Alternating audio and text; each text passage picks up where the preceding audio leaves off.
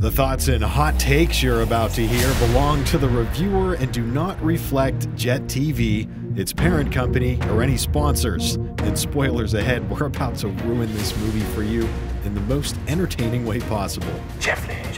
Hey everyone, I'm Brian. And I'm Parker. And this is Jet Flix. Jet Flix. Your home for all things movie review and top 5 movie list, anything movie related that we want to talk about. Two Joe Smos from the 814 giving our takes on movies. So who are we? Well, we both work here at the station. I am the receptionist, but I'm not really dressed as the receptionist right now. This is my more fun version. And I'm just like this all the time because I want to be comfortable. So, and I work in the newsroom. So what are we gonna do? We're gonna go see a movie every week, and then we're gonna talk about it with you guys. And they're gonna pay us to go see it too. That's it. Pay us to go see it. And after that, we're going to do some top 5 lists that are maybe associated with the movie we saw or maybe just a different topic completely. So the first movie we saw was called Caught Stealing. Caught Stealing. And it was directed by Darren Aronofsky. It's an action, crime, bit of a dark comedy. Like there's some funny moments dark that are thriller. Yeah, it's kind of yeah. So it had a huge cast. Yes. Stars Austin Love Butler. the cast. I love the cast. The cast is great. Austin Butler, Regina King, Zoe Kravitz, Matt Smith. Kravitz. Yeah, Vincent D'Onofrio and Liev Schreiber just putting on a great time. And Bad Bunny. Bad Bunny's showing up. He's having a good year. Bad he was in Bunny. Happy Gilmore too. And Carol Kane, famous comedian, showing up for like 2 scenes. Mm-hmm. So this movie takes place in the 90s, which is awesome. I thought it was awesome because we got to look at the Twin Towers again. That was really cool. Yeah, and there were like showing that. There were pay phones. There were old cars, phones with like minutes that you had to keep track of. I loved it. I was a child in the 90s, Yes. but so I don't really remember a lot of this stuff, but. I'm just old. So Austin Butler, he plays Hank, who is an alcoholic, a baseball player, loves the Giants, and that was the cool thing about it. He loves the Giants, and he lives in New York City. Yeah, that threw me for a second. That doesn't make sense at all. Because I was like, so is this in San Francisco or in New York? And it was like, it's in New York. I was like, okay, all right, I'm good. Why does a Giant fan live in New York? Who does I don't know. Yeah. But Zoe Kravitz, plays his girlfriend, his love interest, yes. who's trying to define what they are. Trying to get him back on the right track. Yeah, and define their relationship. Yeah, because he's got a past. He was an up and coming player who messed up. Yeah, had some addictive problems, and made a mistake, and it follows him. So the plot really starts when his neighbor Russ, who's played by Matt Smith, he's like this stereotypical Mr. Punk Rocker with the mohawk and the British accent. So that part where the Russian gangsters come to find him, yes, and he's not there. Hank is there. That part was insane because. Yeah, they beat the crap out of him. They beat the crap out of him. Yeah, they did. They're looking for something that Russ has. Yeah. That, hey, buddy, where's Russ? Yeah. And everything, so. And, it's just, I gotta say, I loved, and it sounds so weird, but I loved how, like, visceral the violence was in this movie. Wow. Like, it felt real. It didn't feel like glamorous because sometimes in action movies they do like I felt cool. bad for the guy. Yeah, he was getting pounded. But that's what I'm saying. Like yeah. it was realistic, and spoiler alert. But he gets his kidney ruptured and he's just leaking like blood and urine, and you're like, wow, this is really realistic. That was tough. I thought that the action in the movie was really cool for that reason because it wasn't like. It wasn't clean. It wasn't. I'm not taking mom to see this movie. No, for sure. No. I'm not taking my mom to see this movie. Don't take your kids. Don't take to see this movie. Yeah, there's another thing about this movie. Lots of cussing. Yeah. So watch that and everything. Don't take the kids to see this movie because it's lots of cussing. So. It's like, you ever been to a baseball game or a live event and everything and you have like to like cover their ears. Oh yeah, you got to cover ears because somebody's in front and everything. It's like doing all that craziness and all that crazy talk. Yeah, you definitely don't take the kids to see that. That being said, I think the rating makes it pretty clear. Yes, you should indeed. not take your kids. For sure. But no, I loved Regina King. Regina King was great. Academy Award winner. Yes, she played a great part and everything. And she has some twist in this movie, as well as Zoe Kravitz and everything. Yeah, so, I loved how she played Elise Roman, the detective that was working with Hank after all this happened. And she was really cool. She was funny. She was, they were kind of going back and forth. I like that word. Visceral. She was visceral in this movie. They were going back and forth with each other. And it was good. And, so they kind of develop a little rapport there. They get a little rapport together, and she kind of flips the script on them. Yeah, she does. We'll get to that, but Hank later sees two Hasidic gangsters, the Drucker brothers, played by Liev Schreiber. Which she warned him was coming and everything, and she made them out to be the real bad guys. Vincent D'Onofrio and Liev Schreiber. They were awesome. They were great. They were awesome. They were great. I will agree to this point that they were good. They don't show up a lot in the movie until near the end, and they're just awesome. They crush it. Yeah, they did well.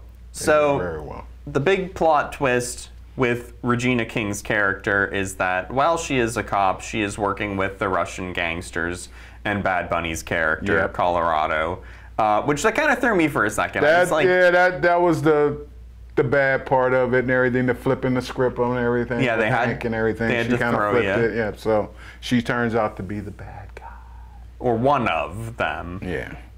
There's lots of bad guys. There's lots of bad guys. Huge. The part with Yvonne, Zoe Kravitz, when he discovers her dead. That didn't make me happy at all. It was a huge surprise because the movie makes you think that... It was hard sitting through this movie. I didn't think so. Yeah. My take on this was it's hard sitting through this, watching this and everything, because there's lots of swearing. It's a little bit raunchy and everything. I mean, I like some parts. I like the Hasidic guys. I do. I like them a lot. They were good, but it was just tough to watch. Yeah, because they make you think that Zoe Kravitz is going to be like they're going to go together and figure this all out. And it's like, no. She's going to help him. Yep, she's going to help him move forward and redeem his career. It's got to be just him now. Yeah, by himself. So there's a lot of alliances in this movie. Yep. It's people. A lot of flip-flopping. A lot of flip-flopping. Yep. Which I got a little annoyed by because there's this one part where Russ, when he's talking to Hank about there's drug deal money that everyone wants, and that's why all of this is going on. And I'm like, if you have to walk around and explain what's going on, you're kind of explaining the plot. The movie should speak for itself. Yeah, you're telling me what's happening. Yeah, I should be able to see. I should be able to see it. So I didn't really like that. No. But there's mayhem, carnage, all over. The chase scenes are fun. Yeah. And everything because they're running through New York City in the '90s. Yep. And everything through markets, people, and everything. That's all fun. But it wore on me. Especially then the reveal at the end that the Drucker brothers were the ones who killed Yvonne. Yeah, that didn't go well. It threw. But Hank stood his ground and he gave the revenge. He did quickly. And that moment threw me too because I remember earlier in the movie they're like, oh yeah, watch out for these guys. Yeah, and then for sure you see when you find out that it was them that killed her, you're like, oh yeah, I forgot that they were actually dangerous and not just right. these lovable gangsters. The part when the guy when he bumps into him in the middle of the street and he sucker punches him. I mean, but you knew they were bad news then. You know what I mean? They made them out like they were kind of likable, fun to watch, and then you forget that oh no, they're actually they're killers. Yeah, they're killers. So I thought for a Darren Aronofsky movie, his stuff is usually pretty weird, from what I know. So you're gonna know these things because I'm not a director guy. I'm just gonna give my take. They're really philosophical, really deep. This felt just like an action blockbuster type movie, which I really liked. I loved and hated the fact that every time he called his mom, they would end the call with "Go Giants." But those calls were fun. I was like, it's a little much, but yeah. But So your overall take is? My overall take is I'll give this a 4 out of 5. I don't have a cool name yet for mine. Parker does. I'm going to give this a 1 out of 5 Parker watch bomb. Yeah. So 4 out of 5, 1 out of 5, big differences, but that's what we're here for. Exactly. We want to give you basically all the truth. That's all we're going to give you. We're going to give you the truth. We want to give you our opinions, our truths on what we feel these movies are all about. Yep. So next we are going to go into top 5 action movies. Yes. Our top 5 action movies, and this was hard. I'm looking forward to this. My top 5 was hard. Yeah. All right. So we are doing top 5 movie lists. Top 5 action movies, and this was really They stole this from me because I was doing Parker top 5 down in the newsroom, and everybody loved it. Now we're doing Jet Flix top 5. Well, hey, we're just getting it out there to the world. All right. So this was hard. This was really hard. Top 5 action movies. So I'll start with my number 5 action movie, Collateral. Starring Jamie Foxx and Tom Cruise. Ooh, that was a good movie. That's a good movie. I love it because that was a good movie. Tom Cruise is going like as the villain for once. Yeah. This is the one where he had the white hair too, right? Yeah. He just looked so cool in this movie. Yeah, demonic. Crazy. Like Jamie Foxx just, as I think this is one of Jamie Foxx's, first roles too as a mainstream actor. Yeah, like one of his first, I think, big. He was nominated for an Oscar for it. Really? Yeah. I didn't know that. Yeah, for Best Supporting Actor, which I feel like Tom Cruise should have won, but no, I really like that movie. Okay, all right. Your number 5? My number 5. I'm pulling my sheet out here. My number 5 was Ip Man. Okay, so I know what it is, never seen it. Ip Man is great. It's with Donnie Yen. It's based on a true story about Bruce Lee's master. Okay. And Ip Man is Bruce Lee's master, and it's a lot of kung fu in it, or I said Wing Chun. That's what it's not kung fu, it's Wing Chun. Okay. But it's great. It's action from beginning to end. It has a storyline on how he grew up, where he grew up in China and everything, and they go through this whole thing with the Japanese who invades, but he has to fight racism and everything. Like, great movie. Okay, I'm gonna have to look that up, and I know there's a bunch of them, aren't there? Oh yeah, there's Ip Man 1, Ip Man 2, Ip Man 3. Then it gets crazy because then they start bringing in Mike Tyson in them and everything. And I'm like, what the heck? Where does Mike Tyson come to Ip Man? It's like, how's Mike Tyson fighting Ip Man? It's like but Ip Man is really good. I like it. Donnie Chen. All right, so my number 4 is the movie Red with Bruce Willis. Have you seen it? Oh, I did see that. Bruce Willis, Morgan Freeman, John Malkovich, and Helen Mirren, and it is I just said that is pretty good. It is so much fun. It's technically based on a comic book, but it's not like a superhero thing.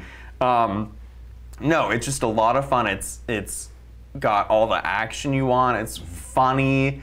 It's basically the premise is these are all like older, retired assassins, killers. Yeah, and people are trying to take them out, so they have to come out of retirement and use all their skills. Mary Louise Parker plays his love interest, Bruce Willis's love interest, and it's just funny because she's like she has no idea what's going on. So, but like as the movie goes on, she starts to get into like what they're doing. Right, that's cool. Just really fun. Richard Dreyfuss shows up in it. It's just really cool. That's cool. My number 4 was The Beekeeper with Jason Statham. Beekeeper. There's a lot you can say. I don't care what nobody says. Jason Statham is awesome. I love him. And you talk about action movies. There's he's the best action hero right now. You know exactly what you're getting. And it has again. I'll get back to the storyline is. There's older women are taking advantage of the internet. They get on, they steal her information, get scammed, and he goes out and he causes all kind of vengeance on those hackers that hacked her account and stuff. And that's total good action. It is so fun. So my sister actually hates this movie. Really? Yeah. How can you hate this movie? She says it seems like the script was written by ChatGPT. Uh-oh. And she's not wrong. The script is not great. Beekeeper. The name itself speaks for itself. I'm not there. The Beekeeper. I'm not there for the script. I'm there to watch. If you haven't seen The Beekeeper, you got to go see The Beekeeper. Yeah, watch The Beekeeper. Go see The Beekeeper. But like there, you know, some of the lines where he's like, "You got to protect the hive." Yeah, exactly. Like, that's awesome. All right. You're number 3. The Rock. The Rock is great. It didn't make my top 5, but it's in my honorable mention. This is so good. This is like great. Michael Bay at his best. Yes. It's Sean Connery and Nicolas Cage. Oh yes, this is a great movie. Oh my gosh. So they, you know, there's Ed Harris plays the villain in this movie, and he's so good. Yes, he did. And yes, you know, basically the premise is Ed Harris is threatening to bomb San Francisco in exchange to he wants money for like veterans of Black Ops. Yeah, another great storyline about, you know, veterans who weren't getting their due. Yep, because they weren't they? They were the ones who did like all the special ops, so they couldn't really be acknowledged. They weren't being acknowledged or taken care of. Right. And I think that's the big premise to that story. So Nicolas Cage plays a chemist who, you know, he teams up with Sean Connery, who was the only guy to escape from Alcatraz. Yes. And it is just, the action is fantastic. Yep, it is. It's just, I can't recommend it enough. It sounds like I probably should have put it on there. That's a good one to go back and watch. Yeah. For those who haven't seen that one. Let's see. My number 3, of course, John Wick. All right. That's action. The first one? John Wick, the first one. Okay. Keanu Reeves at his best. I like him as Neo, but when he plays John Wick, El Baba oh, the boogeyman. It's just wall-to-wall action and everything, and it's like mayhem. It's beautiful action. That's action movie. So like how I was saying for Caught Stealing, how the action was so visceral. Yeah. For John Wick, it's more like... I like that word you use. It's a great word. That's visceral. But John Wick is more like stylized. Yeah. And it's just like, because he's wearing this suit. Yeah. And his suits are bulletproof. Yeah. That is awesome. Yeah. I love that. Custom made. And because like the director and the producers were like stunt guys. Oh yeah, definitely. And you can tell because the action in this movie is just like so well done. Oh yeah, it's so cool to watch. It's so well organized and coordinated and everything. I mean, it's just wall to wall action. Again, wall to wall. John Wick for sure. Yeah. Number 2 for you. Number 2, I'm going. This might be a bit of a controversial one. I'm going with Tombstone. 1993's great movie. Tombstone. Great movie. Starring Kurt Russell, Val Kilmer, Sam Elliott, and Bill Paxton. I'll be Huckleberry. One of the best, probably the best Western of all time. Don't give it away. We got to do that yet. Yeah. We got to do this with top 5 best Westerns. Okay, yeah. Yeah, we got to do that. But it is so good. It's the story of Wyatt Earp and the gunfight at the OK Corral. That was good. And it's just, it is so fun. It's what I like, it's the perfect definition of a popcorn movie. Yeah. Where you see it come on TV, you're just like, all right, I'm in. Like, doesn't or matter anytime when. it's on TV, you got to sit down and watch it. Yeah, it doesn't matter where. Yeah, it don't matter where. Yeah, that's just like, so that's my number 2. That's your number 2. Also, yeah, real quick, fantastic Val Kilmer performance in that. He was, this was probably his best performance. It was. Yeah. And Sam Elliott with the world's greatest mustache. Oh yeah, definitely. And again, here's a storyline. That one has a storyline to it because I like movies with storylines. Something from beginning to end that's telling me a story. My number 2 will be The Equalizer. Nice. Denzel Washington. I tell you, when he started this franchise, I was just, you know, with Jason Bourne out there, John Wick, you needed a Denzel. Well, so The Equalizer, that was like an old show, wasn't it? Yes, it was back when I was a little kid. Okay. See, that's how old I am. You know, you go back and watch movies like that, hey, when they say, oh, they're going to do Equalizer and everything. And who's playing the main part? Denzel Washington. Yes. And I think directed by Antoine Fuqua, who's awesome. He is awesome. They work together a lot, and they're always good. They are. And they've done a few in the franchise. I think they're up to 3 now. Yeah, they've done all 3. They've done 3 right now. But that's my second, Equalizer. It is great storyline. You know, man who lost his wife. He was in, you know, a special ops program in the government. It's always somebody doing something. You know, the government's got crazy people all over the place. But you know what? This movie is wall-to-wall action. And what's fun is, like, the finale takes place in, like, a hardware store.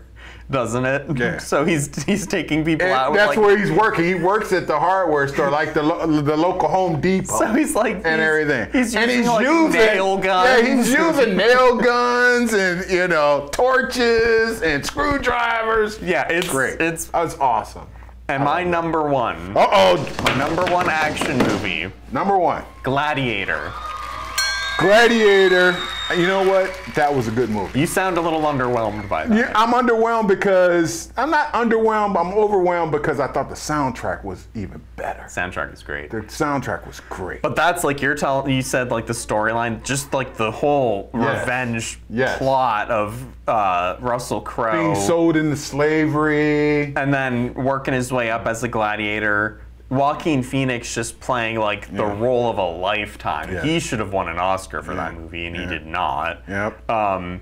It's so good. The action, like I love at the end when they're fighting in the Coliseum. And Russell Crowe's just like hitting him with like a bunch of combo moves, like elbow to the face, hand to the face. It's incredible. I didn't know what he thought, even if when he poisoned him. Yeah, like he was gonna win this battle. You're gonna win this? Yeah, you're gonna win this battle. It's like take off his legs or something like that. Make him. Yeah, like more deficient. He had a little too much faith in himself. Yeah, I think he did. And your number one. Drum. My number one action movie of all time.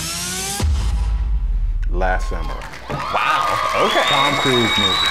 It was probably one of the best movies, or I would say best movies of all time for me. Oh, wow. It made me cry. That's how good it was. If a movie can make me cry. If it can make Parker cry, then it's a good movie. Believe that. It was a great storyline about an old war soldier who is battling against other enemies, and he gets captured. And he actually goes and sees how they live, and you know what their fight is all about in their country and everything. This happened over in Japan, and I tell you what, if you haven't seen Last Samurai, please see it. You will love it. You will love it. So it's funny because like on our lists we had like the standard action movies, but our number ones were like kind of, you know. Hey.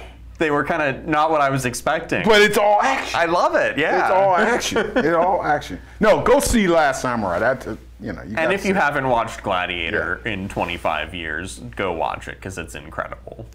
But hey, this has been great. Yeah, so that's our top 5 list. This is, I think, the end of the episode. I am Brian. And I'm Parker. And this has been Jet Flix. Jet Flix. See you later, guys. Take care. God bless.